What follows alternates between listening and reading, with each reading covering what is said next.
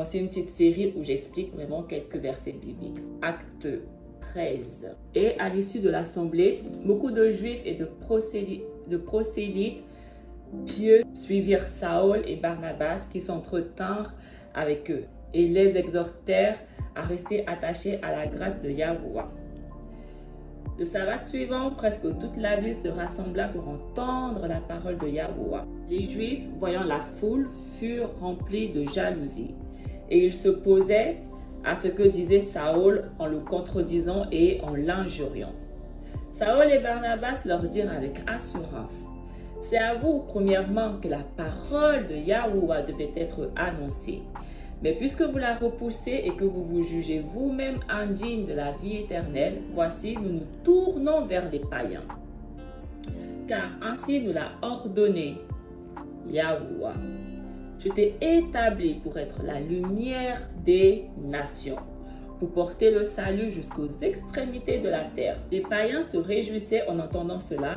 Ils glorifiaient la parole de Yahweh et tous ceux qui étaient destinés à la vie éternelle crurent. On voit que les païens, ce sont les autres nations, d'accord? Païens, nations, non-juifs, la même catégorie d'individus en fonction de la Bible que vous lisez. Donc ici, les chrétiens peuvent croire que ces païens, ce sont des étrangers, c'est-à-dire des non-israélites. Par rapport au Tanakh, on sait très bien que ces païens ne sont pas des non-israélites, parce que la Bible dit que ce sont les brebis perdues. Il faut comprendre le contexte. Donc, si on remonte plus haut de ce chapitre, on peut lire: Paul et ses compagnons, s'étant embarqués à Paphos, se rendirent à Perge en Pamphylie. Jean se sépara d'eux et retourna à Yerushalayim. De Perge, ils poursuivirent leur route et arrivèrent à Antioche de Pisidie. Étant entrés dans la maison de l'assemblée le jour du sabbat, ils s'assirent. Après la lecture de la loi et des prophètes, les chefs de la maison de l'assemblée leur envoyèrent dire: Hommes frères, si vous avez quelque exhortation à adresser au peuple, parlez. Saül se leva et, ayant fait signe de la main, il dit: Hommes israélites, et vous qui craignez Yahweh, écoutez.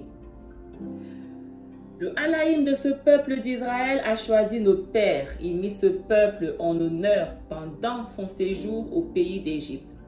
Et il en fit sortir par son bras puissant. C'est le même chapitre, d'accord? Donc là, je suis juste remonté plus haut. Où est-ce qu'ils se trouvent? Où est-ce qu'ils se trouvent tous? Ils se trouvent tous dans les maisons d'assemblée, que la Bible appelle synagogue. Et nous savons que ces maisons d'assemblée, ce sont que des Israélites qui viennent dans ces endroits-là. Les non-Israélites ne vont pas dans des maisons d'assemblée où il n'y a que des Israélites, parce que Yahweh a dit dans le Tanakh qu'aucun païen n'a le droit d'entrer dans son assemblée. Donc la maison de l'assemblée, il n'y a que des Israélites. Et il dit: Hommes israélites. Il s'adresse au peuple. Le peuple, il est au singulier. Parce que les seules personnes qui se trouvent présentes à ce moment précis dans leur maison d'assemblée sont que Israélites. Un seul peuple, le même peuple. Il y a les Juifs et il y a ce que la Bible appelle les païens, les brebis perdues, la maison du Nord. Et il s'adresse aux deux maisons réunies dans la maison d'assemblée. Et il leur dit: Hommes israélites. Mais là, ils ont rajouté une confusion pour faire croire qu'il n'y a pas que des hommes israélites. Parce qu'ils disent: Hommes israélites, et vous qui craignez Yahweh. Moi, je comprends. Parce que le mot craindre a un sens que les gens ne comprennent pas.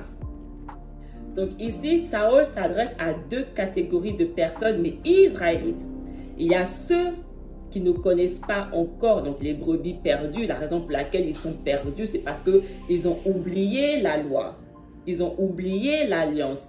Et les Talmidim ont pour mission de les ramener à la loi, à l'alliance. Donc il y a les hommes israélites qui ne connaissent pas encore la loi, donc les païens, et à ceux qui craignent Yahweh. Craindre Yahweh signifie obéir à Yahweh. Donc, tu as ceux qui connaissent, donc les Juifs qui connaissent la loi, qui la pratiquent, Donc, ils craignent Yahuwah et tu as les hommes israélites qui ne connaissent pas encore Yahuwah et qui ne connaissent pas les lois parce qu'ils sont païens. Et Saül s'adresse à ces deux catégories qui sont dans la maison d'assemblée. Mais les chrétiens, ils peuvent croire que, et c'est ce qu'ils enseignent même, c'est pour ça qu'ils disent que ce n'est pas que des Israélites parce qu'ils ne comprennent pas cette base. Ici, il n'y a que des Israélites, les circoncis et les incirconcis. Et il dit, le Halaïm de ce peuple d'Israël, de notre peuple, a choisi nos pères. Au même groupe de personnes que Saül s'adresse dans toutes ses lettres, à la même cible. Ils ont la même cible tous. Et il est très important de le comprendre. Parce que les chrétiens ne comprennent pas ça et ils viennent sortir, créer une fausse religion qui n'a pas lieu d'exister. Parce que le Nouveau Testament ne s'adresse pas à des étrangers, mais uniquement aux brebis perdues, uniquement à Israël, aux deux royaumes, le royaume du sud et le royaume du nord. Si on ne comprend pas ça, on est chrétien. Nous ne sommes pas des chrétiens, nous sommes des Israélites. Et nous devons absolument comprendre que la Bible est notre manuscrit. La Bible s'adresse uniquement à nous, les Hébreux. Et les païens viennent s'approprier un manuscrit qui ne les concerne ni d'Adam ni d'Ève. Et ils viennent créer une religion avec, une religion païenne. Acte 14. À Icône, Saül et Barnabas entrèrent ensemble dans la maison d'assemblée des Juifs. Et ils parlèrent de telle manière qu'une grande multitude de Juifs et de Grecs crurent. Mais ceux des Juifs qui ne crurent point excitèrent et aigrirent les esprits des païens contre les frères. Ici, nous avons de la confusion parce qu'ils disent la maison d'assemblée des Juifs. Ça veut dire quoi la maison d'assemblée des Juifs? Les gens, ils ont créé une religion juive, mais la religion juive n'existe pas.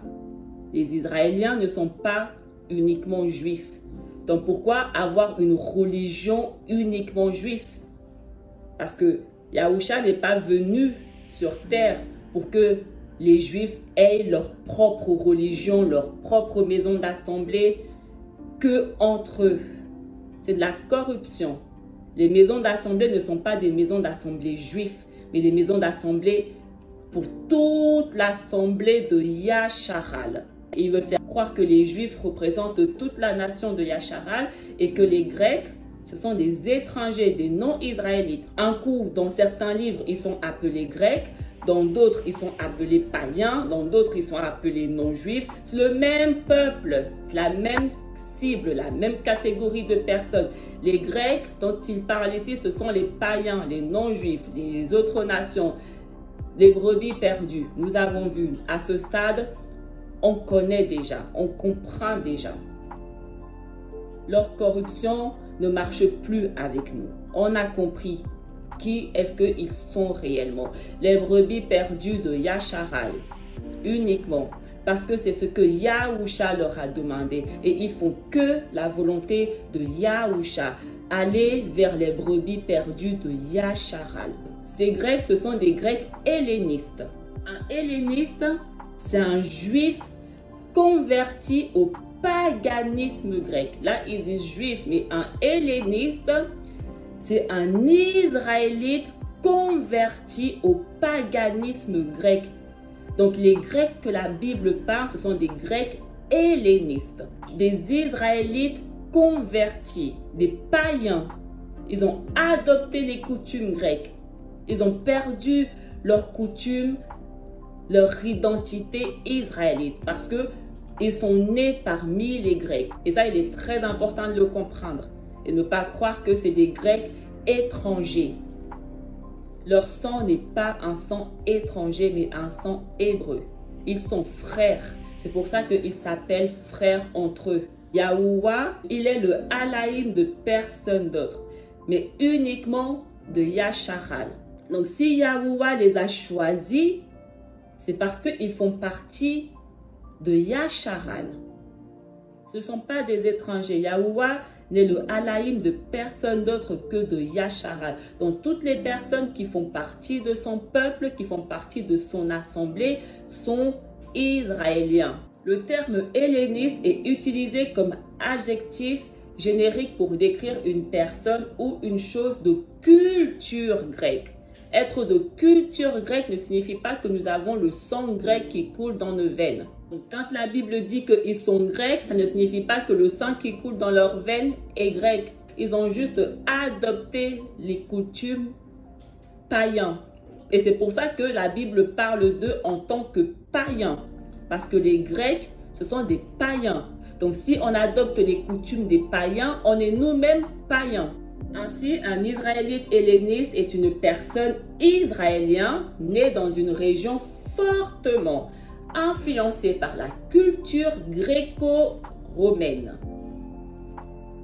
Cela contraste avec les Juifs nés et élevés en Judée, en Samarie, en Galilée, en Pérée ou dans d'autres régions proches de Yerushalayim. Voilà les Grecs dont la Bible parle. Et si les chrétiens avaient compris ça, pourquoi ils créent une religion chrétienne en disant que la Bible parle d'eux? Ça n'a aucun sens. Le judaïsme, religion des Juifs, descendants des Hébreux et héritiers de leurs livres sacrés, appartenance à la communauté juive, attachement aux valeurs juives. La religion juive n'existe pas. C'est écrit nulle part. Yahuwah n'a pas donné les lois et ses commandements uniquement aux Juifs. Il n'a pas fait ça. Il a donné ses lois et ses commandements à Israël. Donc, la religion juive, c'est quoi? Les lois n'appartiennent pas aux Juifs. Les lois appartiennent à Israël. Yahuwah, ce n'est pas le Halaïm des Juifs. Yahuwah, c'est le Halaïm d'Israël. Donc pourquoi on vient exclure les autres tribus d'Israël et dire que c'est seulement les Juifs? Ça, ce n'est pas la vérité. Et c'est pour ça que les chrétiens sont confus et disent que les Juifs, ce sont toute la nation d'Israël à cause de ces fausses religions qu'ils inventent. Qui est le père fondateur du judaïsme? Abraham reçoit d'un Dieu unique la promesse d'être guidé vers une terre. En échange de sa foi, c'est la naissance du judaïsme, première religion monothéiste. Abraham suit l'ordre de Dieu et part avec les siens. N'importe quoi. N'importe ça là, c'est vraiment des conneries.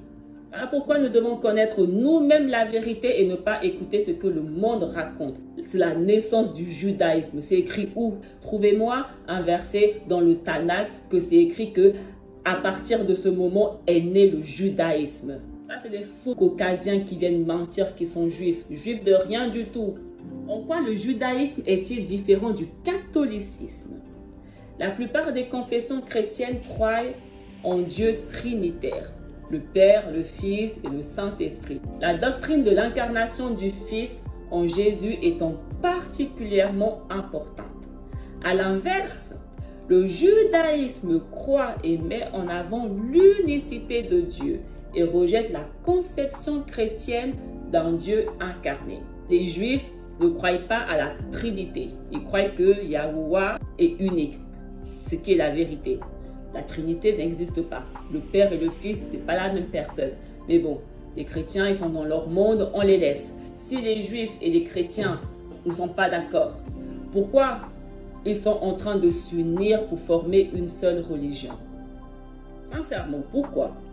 Pourquoi les musulmans qui disent que les chrétiens sont dans l'erreur, les juifs qui disent que les chrétiens et les musulmans sont dans l'erreur, et les bouddhistes également sont dans l'erreur, les chrétiens qui disent que les musulmans et les juifs et toutes les autres religions sont dans l'erreur, donc ils disent tous que chaque religion est dans l'erreur. Mais ils se mettent quand même d'accord, tous, de créer une seule religion. Non mais sincèrement. Donc, dès le moment où ils décident de créer une seule religion, de former une seule religion, d'avoir un seul livre,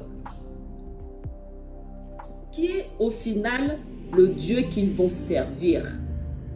Parce qu'on sait que les musulmans servent Allah, les juifs servent Yahweh, les chrétiens servent Jésus.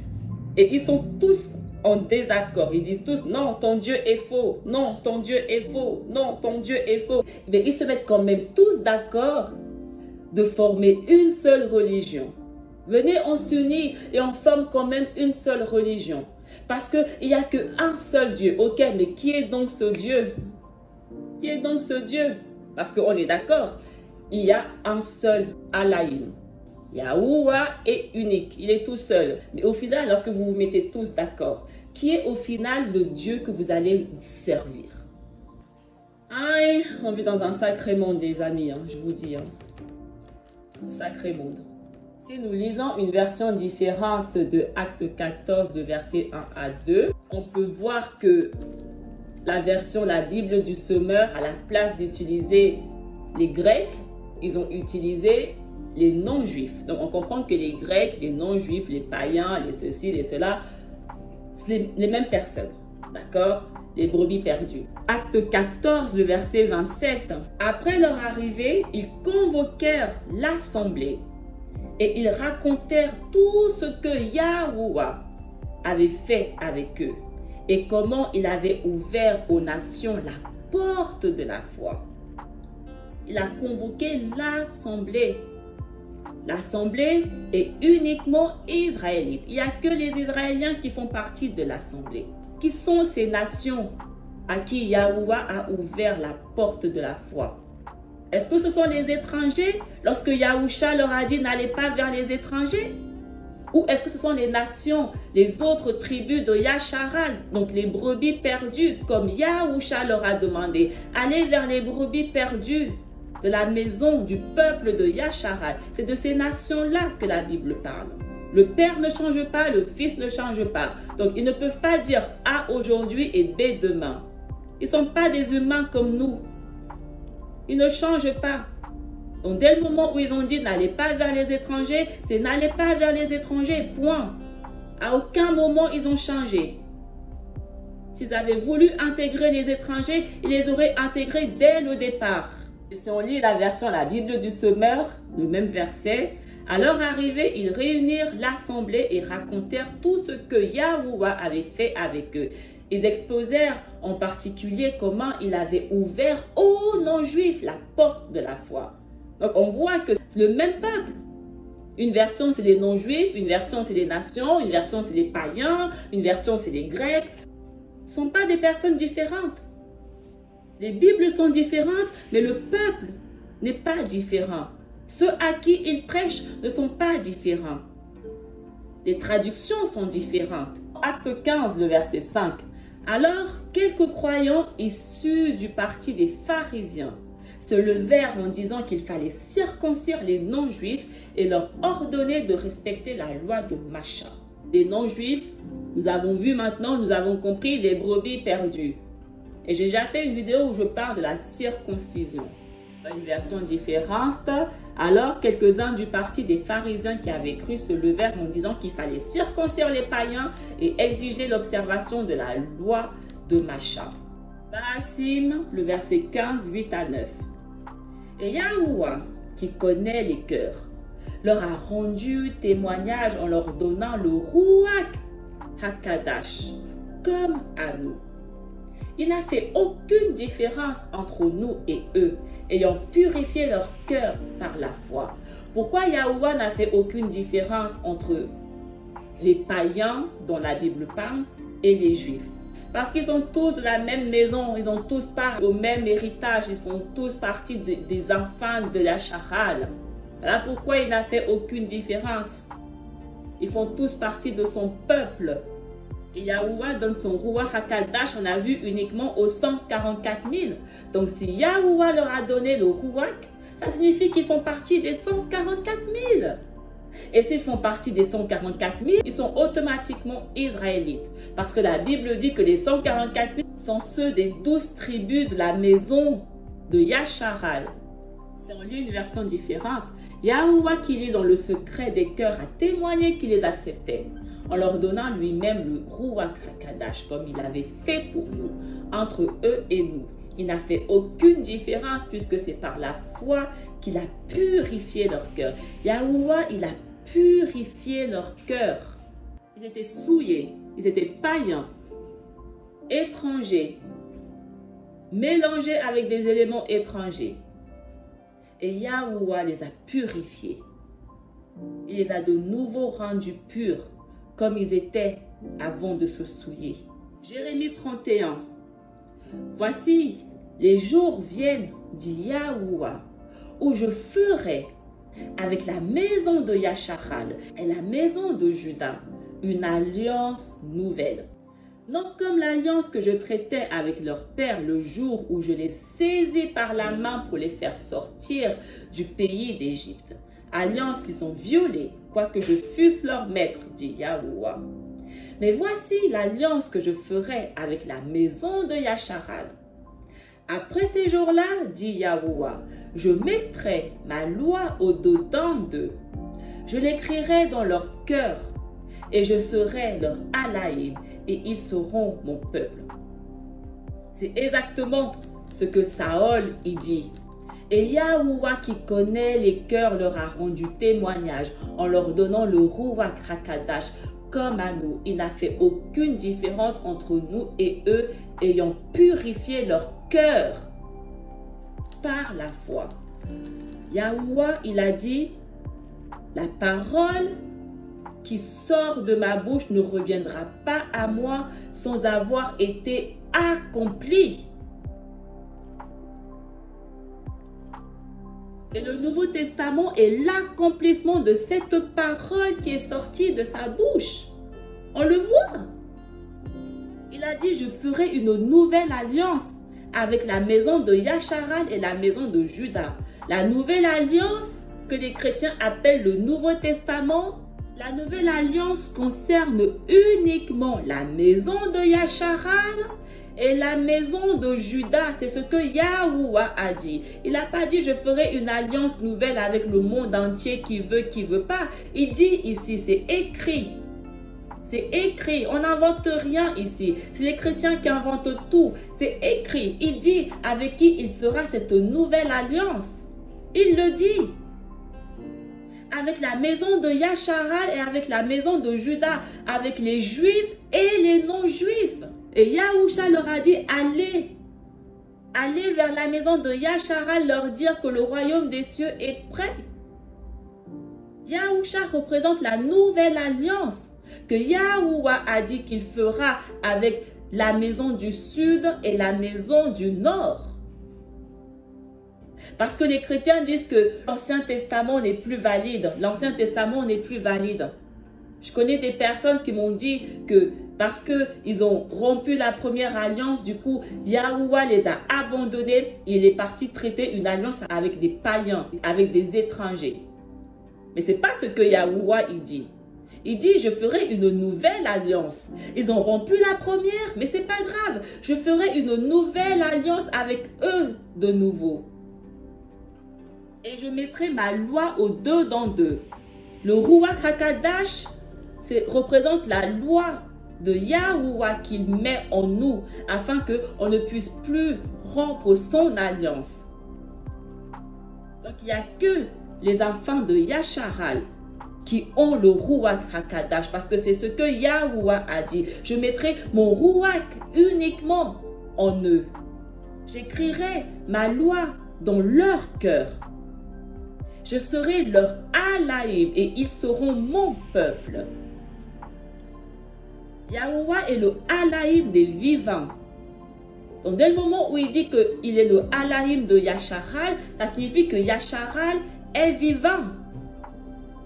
Yahuwah n'a pas 10 000 peuples. Il a un seul peuple.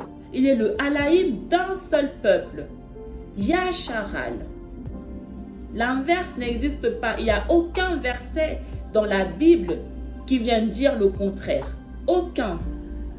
Mais les chrétiens viennent inventer. Acte 15, le verset 22-23. Alors il parut bon aux prophètes et aux anciens et à toute l'assemblée de choisir parmi eux et d'envoyer à Antioche avec Saül et Barnabas, Jude, appelé Barsabas et Silas, hommes considérés entre les frères. Et ils les chargèrent d'une lettre ainsi conçue. Les prophètes, les anciens et les frères, aux frères d'entre les païens qui sont à Antioche, en Syrie et en Cilicie, salut. Il s'adresse aux frères qui sont parmi les païens. Les Israélites qui sont parmi les païens. Les brebis perdues, ils sont perdus parce qu'ils sont parmi les païens. Et ils se trouvent partout. Ils ont été dispersés de partout dans le monde. C'est pour ça que Yahushua nous demande d'aller prêcher à nos frères qui se trouvent parmi les païens partout dans le monde. Mais les chrétiens, ils disent que parce que Yahushua a dit aller vers toutes les nations, ça signifie qu'on doit prêcher à toutes les nations. C'est pas la vérité. À toutes les nations de Yasharal qui sont dans le monde entier. Voilà la vérité. À nos frères. Dès le moment où on comprend ça, à quoi sert la religion chrétienne? Quel est leur but? Leur religion n'a aucun sens. Leur religion n'a aucun lieu d'exister. Si on lit une version différente de ce même verset, alors il parut bon aux prophètes et aux anciens, ainsi qu'à toute l'assemblée de choisir parmi eux Jude, appelé Barsabas, et Silas, des hommes estimés parmi les frères, et de les envoyer à Antioche avec Saül et Barnabas. Ils les chargèrent du message que voici. Les prophètes, les anciens et les frères, aux frères et sœurs.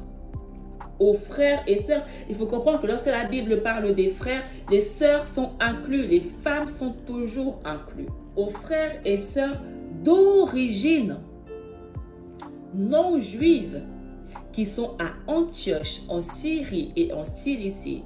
Aux sœurs et frères qui ne sont pas de la tribu, qui ne sont pas du royaume de Juda.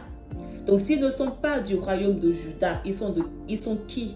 Ils sont logiquement du royaume du Nord. Acte 22. Alors qu'il l'attachait avec des courroies, Saül dit à l'officier qui était présent: « Avez-vous le droit de fouetter un citoyen romain qui n'est même pas condamné ?» À ces mots, l'officier alla avertir le commandant en disant: « Attention à ce que tu vas faire, car cet homme est romain. » S'approchant de Saül, le commandant lui demanda: « Dis-moi, es-tu romain ?» « Oui, répondit-il. » Le commandant reprit: « C'est avec beaucoup d'argent que j'ai acquis ce droit de citoyen. Quant à moi, dit Saül, je l'ai de naissance. » Donc Saül, il dit qu'il est romain de naissance. Mais est-ce que être romain de naissance signifie qu'il est romain d'origine? Parce que Saül, il dit qu'il est juif. Donc on voit que c'est un Israélite, mais qui est né dans l'Empire romain. Il est né en Cilicie. Et ce n'est pas pour autant que le sang qui coule dans ses veines est romain, mais hébreu. L'Empire romain est énorme. On a le côté ouest et le côté est. C'est tout ça là qui forme l'Empire romain. L'Empire romain, c'est une multitude de nations. Donc les enfants de Yasharal se trouvaient dans l'Empire romain partout. Acte 21. Au moment d'être introduit dans la forteresse, Saül dit au tribune: « M'est-il permis de te dire quelque chose ?» Le tribune répondit: « Tu sais le grec? Tu n'es donc pas cet Égyptien qui s'est révolté dernièrement et qui a emmené dans le désert 4000 brigands? » « Je suis juif, reprit Saül de Tars en Cilicie, citoyen d'une ville qui n'est pas sans importance. Permets-moi, je te prie, de parler au peuple. » Donc Saül, il dit qu'il est romain de naissance, mais aussi il dit qu'il est juif. Et il a été confondu avec un Égyptien. Ils l'ont pris pour un Égyptien. Donc ça signifie que Saül ressemblait aux Égyptiens d'anciens, pas ceux qu'on voit maintenant là. Les vrais Égyptiens à l'époque, ils étaient noirs. Ça signifie que Saül est noir. Donc ça signifie que les enfants de Yasharal sont noirs. On peut voir le même cas dans l'Exode 2. Le prêtre de Madian avait 7 filles. Elles vinrent puiser de l'eau et remplir leur abreuvoir pour faire boire le petit bétail de leur père. Mais des bergers survinrent et se mirent à les chasser. Alors Macha intervint pour les défendre et fit boire leur troupeau. Quand elles revinrent vers Rouel, leur père, celui-ci leur demanda: « Comment se fait-il que vous soyez si vite de retour aujourd'hui? » « Un Égyptien nous a défendus contre les bergers, dirent-elles. Et même, il a puisé pour nous beaucoup d'eau et a fait boire le troupeau. » Les Israélites avaient la même apparence physique que les Égyptiens. Et c'est aussi pour ça que lorsque les frères de Youssaf sont allés en Égypte lors de la famine, ils n'ont pas reconnu leurs frères parce que leurs frères qui étaient israélites ressemblaient aux Égyptiens. Ils se fondaient à la masse. Il avait la même apparence que les Égyptiens. C'est pour ça que ses frères ne l'ont pas reconnu. S'ils avaient été différents, d'une couleur différente, ils auraient compris que, ok, il n'est pas égyptien. Parce que les blancs mentent disent que les noirs sont issus uniquement de Ham. On voit très clairement que les Israéliens qui sont issus de Shem sont noirs aussi, comme ceux issus de Ham. Mais ça, on en reparlera plus tard. Romains 9. Je dis la vérité. En tant qu'homme uni à Mashiach, je ne mens pas. Ma conscience me rend ce témoignage. J'éprouve une profonde tristesse et un chagrin continuel dans mon cœur. Oui, je demanderai à Yahuwah d'être maudit et séparé de Mashiach pour mes frères, nés du même peuple que moi. Ce sont les Israélites. C'est à eux qu'appartiennent la condition de fils adoptif de Yahuwah. On va poser ici. Shaol, il dit que la condition de fils adoptif de Yahuwah appartient aux Israélites. Mais les chrétiens disent que c'est eux, les païens, donc les non-israélites, qui sont les fils adoptifs de Yahuwah. Je ne sais pas comment ils lisent la Bible, ces gens-là. Sincèrement, à ce stade, je me dis que c'est volontaire. C'est volontaire. Donc, comment Shaol peut dire que ce sont les Israélites qui sont les fils adoptifs de Yahuwah, mais les chrétiens viennent dire que ce sont les païens qui sont les fils adoptifs de Yahuwah. Ça n'a aucun sens. Mettons-nous d'accord. On va continuer. C'est à eux qu'appartiennent la condition de fils adoptif de Yahuwah. La manifestation glorieuse de la présence divine, les alliances, le don de la loi, le culte et les promesses à eux, les patriarches. Et c'est à eux qu'est issu Mashiach dans son humanité. Il est aussi au-dessus de tout. Yahuwah béni pour toujours. Sincèrement, vous faites exprès ou pas les chrétiens? Il le dit. À qui appartient quoi? C'est aux Israélites qu'appartient la promesse, c'est à eux qu'appartient l'alliance, c'est à eux qu'appartiennent les lois, c'est d'eux qu'est issu Mashiach. Tout appartient aux Israélites. L'alliance est pour les Israélites. La nouvelle alliance est pour les Israélites. Parce que la promesse a été faite aux Israélites dans le Tanakh. La promesse d'hériter la terre. Aïe les chrétiens, franchement vous êtes dans un autre monde. Marasim 23 verset 11. La nuit suivante, Aloua apparut à Shaol et lui dit: courage, tu as été mon témoin à Yarushalam. Il faut que tu le sois aussi à Rome. Shaol, il va uniquement là où on l'envoie.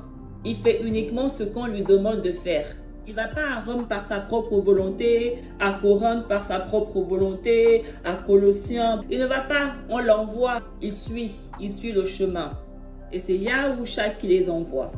Ils sont les témoins de Yahusha. Donc ils obéissent à tout ce que Yahusha leur demande. Et là, Yahusha lui dit, il faut que tu te rendes à Rome. Prêcher aux brebis perdues et leur dire que le royaume des cieux est proche. Matthieu 24. Et puis, la bonne nouvelle sera prêchée dans tout le monde, comme un témoignage pour tous les peuples. Et puis, viendra la fin. Ça aussi, les chrétiens, ils croient que tout le monde, ça concerne qui veut, qui ne veut pas, partout où tu es, tous les peuples. Non. On a vu que le monde pouvait concerner uniquement Yasharal. Et c'est le cas ici. La bonne nouvelle sera prêchée dans tout Israël. Le monde ici, c'est Israël. Parce que c'est à eux que nous devons prêcher la bonne nouvelle. C'est ce que Yahusha nous demande. Parce que c'est cette bonne nouvelle qui sera un témoignage contre eux. C'est à partir de cette bonne nouvelle qu'ils seront jugés. Marassim 26. Et maintenant, si je suis traduit en justice, c'est à cause de mon espérance dans la promesse de Yahuwah à nos ancêtres. Nos pères, nos ancêtres Israël, c'est à eux qu'a été faite la promesse. Donc si la promesse a été faite à nos pères, les héritiers, ce sont logiquement les enfants. Yahusha ne va pas aller faire une promesse à nos pères israéliens et aller donner cette promesse à des étrangers. Ça n'a aucun sens. Ça n'a aucun sens. Je ne peux pas venir te faire une promesse et te dire tes enfants vont hériter de ci, de ça, de ci, de ça, de ça. Mais après, je prends cette promesse que j'ai t'ai faite et je vais la donner à des étrangers qui ne me connaissent ni d'Adam ni d'Ève. Ça n'a aucun sens. Ça fait de Yahuwah infidèle. Est-ce que vous pensez que Yahuwah est un infidèle? Il parle comme ça en l'air. Il dit des paroles qui n'ont aucun sens. Vous pensez que Yahuwah, il est comme ça? Dès le moment où il a fait la promesse à nos pères israéliens qu'il nous donnera l'héritage, il va nous donner l'héritage. Il va tenir la promesse. Et maintenant, si je suis traduit en justice, c'est à cause de mon espérance dans la promesse de Yahuwah à nos ancêtres. Nos 12 tribus espèrent voir son accomplissement en rendant leur culte à Yahuwah nuit et jour. Oui, c'est à cause de cette espérance que je suis mis en accusation par des Juifs, ô roi. Shaul dit, c'est parce que j'ai été choisi pour accomplir la mission que Yahuwah m'a donnée, d'aller vers les 12 tribus afin qu'ils puissent obtenir la promesse que Yahuwah a fait à nos pères, que je suis mise en accusation parce que je vais vers le royaume du nord, que le royaume du sud me persécute parce que je ne fais que accomplir la volonté de Yahuwah. La promesse est pour les 12 tribus de Yasharal. Donc dès le moment où il n'y a que Yasharal qui va obtenir l'héritage, qu'est-ce que les chrétiens espèrent avoir exactement? Qu'est-ce que leur Jésus leur a promis de les donner exactement? Acte 26. Je répondis, qui es-tu, Adon? Et le Adon dit, je suis Yahusha que tu persécutes. Mais lève-toi et tiens-toi sur tes pieds, car je te suis apparu pour t'établir ministre et témoin des choses que tu as vues et de celles pour lesquelles je t'apparaîtrai. Yahusha apparaît uniquement à ses témoins. C'est ce que la Bible dit. C'est pour ça qu'il est apparu à Shaul. Parce que Shaul a été choisi pour faire partie des témoins. Donc il fait partie des élus, des 144 000. Parce que Yahusha apparaît uniquement aux 144 000. Je t'ai choisi du milieu de ce peuple et du milieu des païens vers qui je t'envoie. Je t'ai choisi parmi le milieu des Juifs, parce que c'est là où il était, parmi les Juifs, et du milieu des païens, du milieu des brebis perdues, vers qui je t'envoie, afin que tu leur ouvres les yeux. Afin que tu leur ouvres les yeux, pour qu'ils passent des ténèbres à la lumière et de la puissance de Satan à Yahuwah, pour qu'ils reçoivent par la foi en moi le pardon des péchés et l'héritage avec les sanctifiés. Voilà la mission de tous les Talmidim. Voilà également ma mission. Je dois vous ouvrir les yeux. Je dois faire en sorte que vous passez des ténèbres à la lumière, que vous sortez de vos religions du diable et que vous revenez à la vérité. Que vous passez de la puissance de Satan à la puissance de Yahuwah, afin que vous recevez le pardon des péchés, le pardon de vos péchés et que vous ayez part à l'héritage. Voilà notre mission à tous. Voilà ce que Yahusha attend de nous tous, qu'il l'a choisi. Lorsque Yahusha nous établit, voici la mission qu'il nous donne. Tous. En conséquence, roi Agrippa, je n'ai point résisté à la vision céleste. À ceux de Damas d'abord, puis à Yerushalayim, dans toute la Judée, et chez les païens, j'ai prêché la repentance et la conversion à Yahuwah, avec la pratique d'œuvres dignes de la repentance. Donc Shaol, qui ne fait que exécuter la volonté de Yahusha, ne s'égare ni à gauche ni à droite. Shaol, dans ses lettres, ne s'adresse pas à des non-israélites, mais à ses frères, les païens. Le Nouveau Testament parle des brebis perdues. Et Yahusha, il a dit, je suis venu pour les brebis perdues. C'est pour eux, c'est vers eux que j'ai été envoyé. Les brebis perdues de la maison d'Israël. Il le dit lui-même. Donc, dès le moment où il est venu pour les brebis perdues de la maison d'Israël, il a aussi envoyé tout simplement ses Talmidim continuer la même mission qu'il a commencée. Et si on lit une autre version du même verset, on voit que c'est écrit à la place des païens, c'est écrit les non-juifs. Je t'ai choisi du milieu du peuple juif et des non-juifs vers lesquels je t'envoie. Les Juifs, la maison du Sud, et les non-Juifs, la maison du Nord. Vers qui je t'envoie? Je t'envoie vers la maison du Nord, les brebis perdues d'Israël.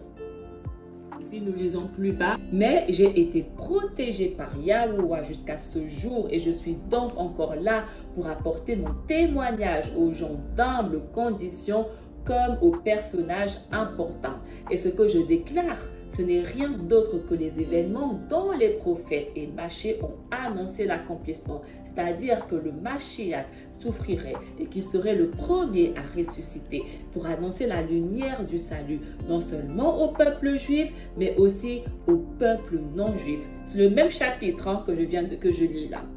Et là, Shaol, il dit que la lumière du salut appartient au peuple juif et aux non-juifs. Le salut appartient à la maison du Sud et à la maison du Nord. Donc Israël. Et voilà pourquoi je dis, le salut est uniquement pour Israël, personne d'autre. Parce que c'est exactement ce que la Bible dit. Mais les gens, les chrétiens ne comprennent pas. Les gens sont tellement enivrés par le christianisme. Cette religion existe tellement depuis longtemps que les gens sont totalement aveuglés par le christianisme. Ils sont devenus mais plus que sourds. Ils sont sourds de liqueur, enivrés. Je peux leur montrer toutes les preuves par A plus B. Ils sont tellement aveuglés par le christianisme que leur cœur est endurci. Ils sont incapables d'entendre et de voir. Incapables. Voilà le danger du christianisme. Voilà les dégâts, à quel point c'est grave. Comment ça se fait que moi je suis capable de voir ça, mais pas eux? Pourtant c'est écrit. Je n'invente rien ici. Je lis ce qui est écrit. C'est écrit. Yahuwah m'a fait grâce. Il m'a guéri. Il m'a fait grâce. Il m'a donné la possibilité de voir ce qui est écrit, de comprendre ce qui est écrit. C'est Yahuwah qui fait grâce. Et la grâce est loin des chrétiens. Ils sont incapables de voir ça. C'est plus facile pour eux de me dire, de me traiter de menteuse que d'accepter et de voir et de reconnaître que effectivement elle a raison, c'est écrit. Leur ego, leur arrogance fait que ils préfèrent rester dans le mensonge de leur religion que d'accepter que j'ai raison, que ce que je dis est la vérité. Voilà. le niveau des chrétiens. Ils préfèrent périr. Et il y en a, ils préfèrent mourir, aller en enfer, périr, rester ignorants, que d'accepter que ce que je dis est la vérité. Il y a des gens, ils ont tellement vendu leur religion chrétienne que reconnaître, après tant d'années qu'ils ont vendu à tout le monde que leur religion était la vérité, qu'ils préfèrent rester dans leur mensonge que de reconnaître, que d'avoir de l'humilité en se disant « Dang, toutes ces années j'ai cru et au final ce n'est pas la vérité ». Ils préfèrent rester dans leur mensonge que d'être humbles et d'accepter qu'ils avaient tort depuis le début. Ils croyaient avoir raison, mais ils avaient tort. Ils préfèrent rester dans leur mensonge. Voilà le niveau des chrétiens. Mauvais. La Bible dit que les humbles hériteront du royaume. Les humbles de cœur hériteront du royaume. Ésaïe 55. Et il en va de même pour ma parole. Celle qui sort de ma bouche, elle ne revient pas à moi sans effet, sans avoir fait ce que je désire et remplir la mission que je lui ai confiée. La parole qui sort de la bouche de Yahusha, c'est la parole de Yahuwah. Ça signifie que ce qui sort de la bouche de Yahusha ne revient pas à lui sans avoir été accompli. Donc Yahusha ne peut pas dire A aujourd'hui et dire B demain. Avant de dire B, le A qu'il a dit doit d'abord s'accomplir.